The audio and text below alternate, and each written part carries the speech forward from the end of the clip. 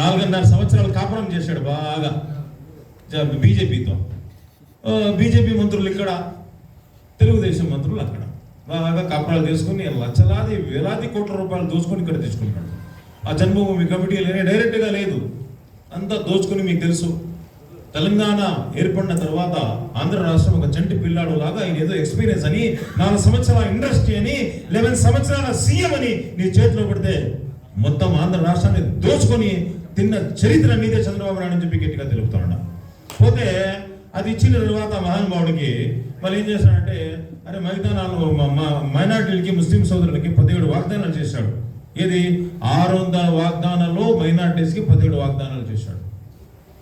చేసి నువ్వు ఒకటి కూడా పూర్తి చేయలేదని చెప్పి ప్లస్ కార్డ్ చూపిస్తే, ప్లస్ కార్డ్ చూపడం తప్ప, ఇప్పుడు మీరున్నారు ప్లస్ కార్డ్ చూపిస్తారు, చూపించవచ్చు. ఎందుకంటే పని చేయలేదనో పని చేయాలనో ఎవరైనా చూపిస్తే ప్లస్ కార్డు చూపించవచ్చు. కానీ ఆ ప్లస్ కార్డు చూపించిన వెంటనే వాళ్ళ మీద అరెస్ట్ చేసి కోపంతో, హుంకారంతో, నేను సీఎం అని గర్వంతో వాళ్ళ మీద దేశం ద్రోహం పెట్టిన కేసు హీన చరిత్ర నీదే చంద్రబాబు నాయుడు అని చెప్పి గట్టిగా తెలుపుకుంటాను. అలాగే దాచేపల్లిలో ఒక అమ్మాయిని ఇది జరిగితే గుంటూరులో రంజాన్ చూడకుండా వాళ్ళ మీద కేసులు వేసి 100 మంది అరెస్ట్ చేసి ఆ 100 మందిలో కూడా పాపం రంజాన్ ఈద్ కూడా స్టేషన్లో గడిపారని చెప్పి మైనార్టీలు మర్చిపోరని చెప్పి మీకంతా తెలుపుకుంటున్నాను. కాబట్టి మైనార్టీలు అందరూ ఏం చేయగలం, అతనికి ఓటితో బుద్ధి చెప్తాం. చంద్రబాబు నాయుడు ఓటితో నీకు బుద్ధి చెప్తామని చెప్తాడు. మళ్ళా సరే కలిసి ఉంటాడు, విడిపోతాడు, విడాకులు తీసుకుంటాడు, మళ్ళీ కలిసి ఉంటాడు, విడాకులు అయిపోయా. 2019 వరకు విడాకులు. మళ్ళా ఇప్పుడు పోయా, తప్పైపోయింది మా తల్లి నా భార్య ఏమంటాడో ఏమో వాళ్ళకి నాకు తెలియదు. కానీ ఆడిపోయిన తర్వాత మళ్ళీ సాష్టాంగ నమస్కారం చేసి కాళ్ళు పట్టుకుని ఈ 74 సంవత్సరాలలో ఒళ్ళు నిండా జబ్బులంట. అరెస్ట్ చేసి ఏం పెట్టుకున్నాడు, నాకు ఒళ్ళు నిండా జబ్బులు ఉన్నాయి, నాకు బెయిల్ ఇవ్వండి నా సహోదరు దేవుడా అని చెప్పి మొక్కున్నాడు. ఒంటి నిండా జబ్బులు చంద్రబాబు నాయుడికి. అటువంటి వాడు నువ్వు బెయిల్ తీసుకుని మళ్ళీ అక్కడ పోయి బీజేపీతో సాష్టాంగ నమస్కారం చేసి ఎవరి మీద అయితే చెప్పులు వేయించాడు, అమిత్ షా వచ్చారు, ఆయన మీద చెప్పులు వేయించాడు. అతనితో పోయి కాళ్ళు పట్టుకొని మళ్ళీ పొత్తులు తీసుకొచ్చినాడు. ఎంత పదవి వ్యామోహం అని చెప్పి గట్టిగా, అంటే ప్రజలను నువ్వు బాగా అంటే మంచి పాలన అందించాలని నీకు లేదు, నీకు ఏలాలని ఉంది, ఏదో డిక్టేటర్ లాగా చేయాలని ఉంది. కానీ ఎస్సీ ఎస్టీ బీసీ మైనార్టీలో ఎప్పుడు కానీ జగన్ సార్ ఎంబడి ఉంటారని చెప్పి మీకు అంతా తెలుసుకుంటాను. అందుకోసమే జగన్ సార్ ఏమంటారు, నా ఎస్టీలు, నా బీసీలు, నా మైనార్టీలు అని చెప్తాడు. కానీ ఈయనేమంటాడు, అదేదో క్యాస్ట్ ఉందిలే, ఎందుకు అదో వర్గం ఉంది, నా నా నా నా నా అని చెప్పి ఆయన అంటాడు. కానీ జగన్మోహన్ రెడ్డి గారు ఏంటంటే మనందరినీ నా వాళ్ళు, నా మనుషులు కలుపుకుంటారు. కాబట్టి ఒకసారి మైనార్టీ సోదరులను ఆలోచించమని కోరుకుంటాడు. అలాగే మొన్న కదిరిలో ఏదో ఇది పెట్టాడు, ఇఫ్తార్ విందు పెట్టేసి పేడ్ ఆర్టిస్టులు ఉన్నారు, విజయవాడలో ఉన్నారు కొంతమంది. ఇట్లా ఉన్నవాడు ఇట్లా అయిపోయాడు. ఇప్పుడు ఆయన తిని బాగా ఇట్లా అయిపోయాడు.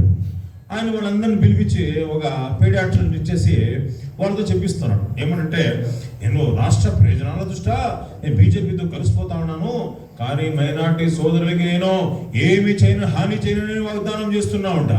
అక్కడేమో అమిత్ షా వచ్చి తెలంగాణలో ఎలక్షన్లో అంటాడు, మీ మైనార్టీ సోదరులకు 4% కత్తరిస్తా అని చెప్పి అంటాడు.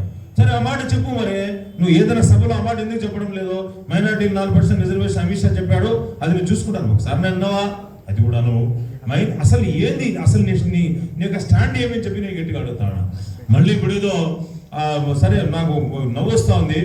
ఇప్పుడు 17 వాగ్దానాలు వాగ్దానం చేశాడు. దుకాన్ మకాన్ అంట. చూడండి మీరు కావండి, చంద్రబాబు నాయుడు మేనిఫెస్టోలో దుకాన్ అంటాడు, మకాన్ అంటాడు. దుకాన్ ఎవరికి ఇచ్చాడు? దుకాన్ వచ్చి మంత్రులకు ఇచ్చాడు. మకాన్ ఎవరు ఇచ్చాడంటే పబ్బుకి ఇచ్చాడు. ఆ శుద్ధ దద్దమ్మకి తెలుగు మాట్లాడేకి రాదు, వానికి తెలుగులో 100 వేలాది తప్పులు. ఆ ఇంగ్లీష్ అన్న ఏదైనా మాట్లాడితే చంద్రబాబు అంటాడు, మావాడు ఇంగ్లీష్ చదివాడు, మావాడు ఆర్ట్స్ చదివాడు, ఈ చదివాడు. సరే పాపం మొన్న టీవీ చూస్తూ ఉంటే జియో అంట. జియో అంటే గవర్నమెంట్ ఆర్డర్, చెప్పండి చూద్దామని. జియో అంటే ఈ నవ్వి ఓరు దద్దమ్మా, నీకు తెలుగు రాదు, నీకు ఇంగ్లీష్ రాదు, ఏమొచ్చినా నాయనా, సరే నీ తమిళ వచ్చారా నీ అబ్బని అట్లా అని చెప్పి వాడు తమిళనాడులో పంపించేద్దాం అనుకుంటాడు. ఏదో వాడి చేతిలో ఎర్ర డైరీ ఉందంట. అందరినీ వైసీపీ నాయకుని ఎర్ర డైరీ చూపిస్తా, లోపల వేపిస్తా అంట. దేవుడు ఏం చేశా, మీ నాయన్ని ఎర్ర డైరీలు రాసి మీ నాయన్ని పంపించేసా స్టేషన్లో చెప్పి, జైల్లో చెప్పి మీకంతా నేను తెలుపుకుంటాను. కాబట్టి ముఖ్యంగా ఆ దేవుడు చూస్తున్నాడు, కర్మ ఫలితాలు అందిస్తాడు. కానీ జగన్మోహన్ రెడ్డి గారు మైనార్టీ సంక్షేమానికి డైరెక్ట్గా నాన్ డైరెక్ట్గా డీబీటీ ద్వారా నాన్ డీబీటీ ద్వారా 21,000 కోట్లు మైనార్టీ సంక్షేమానికి కరోనా పెట్టుకొని ఖర్చు పెడితే ఈ దద్దమ్మ తెలుగుదేశం దద్దమ్మ అక్కడ బీజేపీతో సంసారం చేసి వేలాది లక్షలాది కోట్ల రూపాయలు తీసుకుని 5 సంవత్సరాలు కరోనా లేదు పాడు లేదు 2,000 కోట్లు ఖర్చు పెట్టాడు. చరిత్ర చంద్రబాబు నాయుడు గారు కాదా అని చెప్తున్నారు. కాబట్టి ముస్లిం సోదరులు ఆలోచించమని కోరుతా ఉన్నారు. ఇంకా నల్ల చట్టాల గురించి మా ఎమ్మెల్యే గారు మాట్లాడతారు. ఇప్పుడు ఇంకోటి చంద్రబాబు నాయుడు యొక్క ప్లానింగ్ ఏంటంటే ఏదో 10% ఓట్లు రాబట్టుకోవాలని చెప్పి మళ్ళీ ఏదో మైనార్టీ చుట్టూ తిరుగుకుని చరిత్ర చంద్రబాబు నాయుడు గారు చెప్తున్నారు. ఇంకోటి ఆయన సీఎంగా ఉన్నప్పుడు ఒకే ఒక ఎమ్మెల్యే ఇచ్చాడు. ఎంత కోపం మైనార్టీ మీద చూడండి. ఒకసారి ఆలోచించమని కోరుతున్నాడు. ఒకసారి ఆలోచించండి. ఆయన ఎమ్మెల్యే ఒకే ఒక ఎమ్మెల్యే ఇచ్చేసి ఆ ఒక ఎమ్మెల్యే కూడా ఓడిపోతే కనీసం ఎమ్మెల్సీ ఇవ్వాలా? ఈ రాష్ట్రంలో 12% మైనార్టీస్ ఉన్నాం కదా, కనీసం ఒక ఎమ్మెల్సీ ఇచ్చి మంత్రి చేస్తాడంటే మళ్ళీ ఆ పప్పు గారిని పేరు చెప్పకూడదు ఇక్కడ, అందుకోసం పప్పుని అంటాను. వాడిని ఎమ్మెల్సీ చేసేసి వానికి 4 పదవులు ఇచ్చాడు. ఆ దున్నపోతుకి ఏం వేస్ట్ అనే చేయదు అది. అట్లా వాడిని మళ్ళీ చేసి మైనార్టీలో ద్రోహం చేసిన చరిత్ర చంద్రబాబు నాయుడు గారు అని చెప్తున్నాను. 4.5 సంవత్సరాల మంత్రిగా ఇవ్వకుండా మా మైనార్టీ ద్రోహం చేసిన చరిత్ర ఎవరిదంటే చంద్రబాబు నాయుడు గారు కాదా అని చెప్తున్నాను. అలాగే అప్పుడు నంద్యాల ఎలక్షన్ వచ్చేస్తానంటే మా చైర్మన్ ఉన్నాయి, మైనార్టీ చైర్మన్, ఉర్దూ అకాడమీని, హజ్ కమిటీని అప్పుడు ఫిలప్ చేస్తాడు. ఎందుకంటే నంద్యాలలో గెలవాలని చెప్పి మళ్ళీ అప్పుడు ఒక ఎమ్మెల్సీ ఇచ్చేసి 4.5 సంవత్సరాల తర్వాత ఒక మంత్రిని చేశాడు నంద్యాల ఫరూక్ గాని అని చెప్పి. ఇటువంటి మైనార్టీ ద్రోహికి మనం సపోర్ట్ చేయాలా అని చెప్పి నేను మీ వద్ద కోరుకుంటున్నాను. కాబట్టి ఈసారి మైనార్టీ అందరూ జగన్మోహన్ రెడ్డి గారు ఎప్పుడు ఉన్నారు. ఎందుకంటే పాలనలో కానీ ఇంకా మాకు ఎన్ని పోస్టులు ఇచ్చాడు? 4 ఎమ్మెల్యేలుగా, 4 ఎమ్మెల్సీలుగా, 11 స్టేట్ చైర్మన్లుగా, మళ్ళీ దాంట్లో 4 క్యాబినెట్లుగా, మేయర్లుగా, డిప్యూటీ మేయర్లుగా, మున్సిపాలిటీ చైర్మన్లుగా, మున్సిపాలిటీ వైస్ చైర్మన్లుగా, దాని తర్వాత సర్పంచులుగా, డిప్యూటీ సర్పంచులుగా. అరే మీరు చూసుకుంటా పోతే మన దిమాగే ఖరాబ్ అయిపోతుంది, మా మైండ్ చెడిపోతుంది. అన్ని పోస్టులు ఇచ్చిన చరిత్ర మా జగన్మోహన్ రెడ్డి గారిది. మళ్ళీ మేము జగన్మోహన్ రెడ్డి గారు వదులుకుంటామంట. మేము ఎందుకు వదులుకుంటాం జగన్మోహన్ రెడ్డి గారిని? ఆయన గుండెల్లో పెట్టి చూసుకుంటాం.